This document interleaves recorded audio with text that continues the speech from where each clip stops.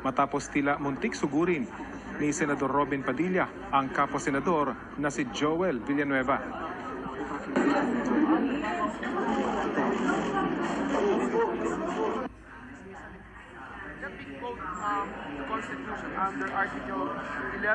Si Villanueva ang nagpanukala na agad ng i-convene ng Senado bilang impeachment court para mapag-usapan ng motion to dismiss ni Senador Bato de la Rosa. Ayon kay Senador Padilla, ang usapan ay bukas pa i-convene ang Senado bilang impeachment court. Matapos ay mag-relax, dito na uminit ang ulo ni Senador Padilla.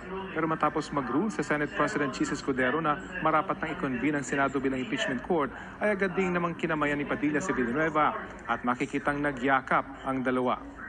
Matapos namang makapanumpa ng mga senator judge, kapuna-puna na ilan sa mga senador ang hindi nakasuot ng robes ng impeachment judge. Yan ay sina Senador Padilla, Senador Cynthia Villar at Senador Amy Marcos. Ito'y matapos manumpa sila with reservations. Sa ngayon nga, pinag-uusapan ang mosyon ni Senador Questyong Legal. Ang isa pang kaalyado ng mga Duterte na si Senador Padilla sumang-ayon sa motion for dismissal dahil marami pa raw mas mahalagang panukalang batas na kailangang pag-usapan. Kakaresume lang email nitong pagdinig